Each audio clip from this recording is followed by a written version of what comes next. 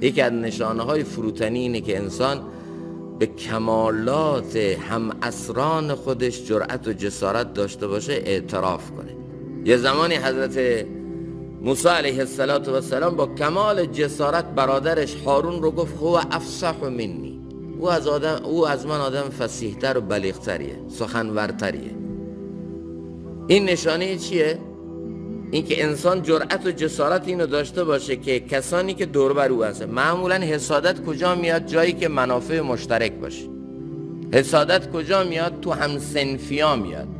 یعنی دکتر با دکتر حسادت میکنه، گچکار با گچکار حسادت میکنه، تعمیرکار با تعمیرکار حسادت میکنه. دیدید گاهی وقتا ماشین تو میبری یه جای تعمیر میکنی، حالا اون نتیجه خوبو نمیبینی، یا برای کار دیگه رفتی تعمیرگاه، بعد میگه این شمعاشو کی عوض کرده؟ مثلا فلان تعمیرگاه. اوف اوف اوف، چی شده؟ چه بلای سرم دارن؟ حالا مهم نیست. همین نشنشش، همین شرایطش یه فشار روانی روت میاره که احساس میکنی پدر ماشین تو در آورده. چون هم سنفیش بوده، چون منافع مشترکش به خطر افتاده، حسادتش گل میکنه. یا یه گچکاری رو شما آورده یه جایی گچ کرده، گچکار بعدیه رو بیار، اینو کی گچ کرده؟ فلانی. چقدر گرفته اینقدر؟ این چرا اینجاش 100 تا عیب میتراش؟ یا حتی دکتر، شما برو پیش یه دکتری بگو آقا من رفتم این نسخه رو دکتر قبلیه داده، چطوره؟ اصلا کاری باید میکنه که دیگه واقعا سکته رو میزنی همونجا، که این داروهایی که تو الان میخوردی همه اینا تو رو داشته به سمت مرگ میبرده و فرق نمیکنه. این حسادت گاهی وقتا تو تبلیغی نسبت به تبلیغی، عالم نسبت به عالم هم ممکنه باشه، الا ماشاءالله، مگر یه عالمی که خودشو تزکیه و اصلاح هم کرده در کنار علم. هر صنف و صنف خودش. ولی اونی که دیدی تو صنف خودش از همکار خودش که منافع مشترک داره تعریفش میکنه، نشانه اینه که این انسان شخصیت کاملی داره، تزکیه هم شده، اصلاح هم شده. برای همین بود که حضرت موسی علیه السلام با جسارت به برادرش که کنار او نبوت گرفت، خودش دعا کرده بود خدای به برادرم نبوت بده، جای منو یه نبی دیگه تنگ نمیکنه، موقعیت منو یه نبی دیگه به خطر نمیندازه. یکی آمد پیش یه بزرگی گفت که چند تا حرف حکمت آمیز به من یاد بده. گفت حرف حکمت آمیز میخوای چیکار کنی؟ گفت میخوام مردم رو به طرف الله دعوت بدم، با حرفای حکمت آمیز مردم رو میخوام به طرف الله دعوت بدم. از کجا معلوم که این حرفای حکمت آمیز رو وسیله نکنی برای اینکه مردم رو به طرف خودت دعوت بدی؟ کمال خودت و بزرگی خودت و نبوغ خودت رو تو جامعه به رخ مردم بکشی با این حرفای حکمت آمیز. یه مرتبه این جا خورد، گفت راست میگه، اینم ممکنه باشه. گو علامتش چیه؟ گو علامتش اینه که این حرفای حکمت آمیز اگر از زبانی دیگه غیر از زبان تو، منبری دیگه غیر از منبر تو هم در آمد و تو جامعه اصلاح آورد، تغییر آورد، تو نسبت به او حسادت نکنی.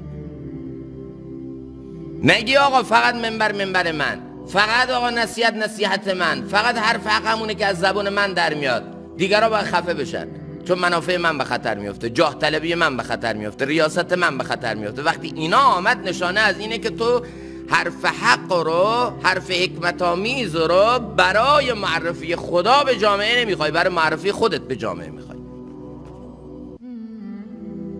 حضرت مولانا الیاس رحمت الله تعالی در همون ابتدای دعوت یه زمانی در دهلی، در سطح شهر دهلی میخواستن یه اجتماعی برگزار کنن. جمعیت اونجا انبوه شهرهای بزرگی هست. قرار شد تو فلان روز اجتماعی برگزار بشه فلان نقطه دهلی در فلان مسجد. اتفاقا حضرت مولانا حسین احمد مدنی رحمت الله تعالی علیه هم که یک شخصیت اجتماعی و یک شخصیت عرفانی و علمی در اون عصر بودن، استاد دارالعلوم دیوبند بودن، شیخ الحدیث دارالعلوم دیوبند بودن، ایشون هم به صورت اتفاقی ناخواسته جلسه‌ای و همایشی ترتیب داده بودن که همون روز همون ساعت افتاده بود.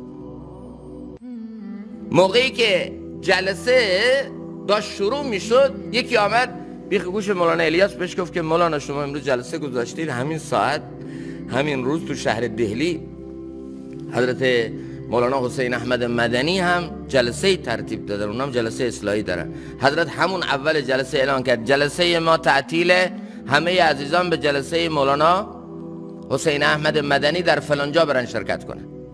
جلسه رو تعطیل کرد، خود مولانا جلو شد، مردم هم پشت سرش، چند هزار جمعیت.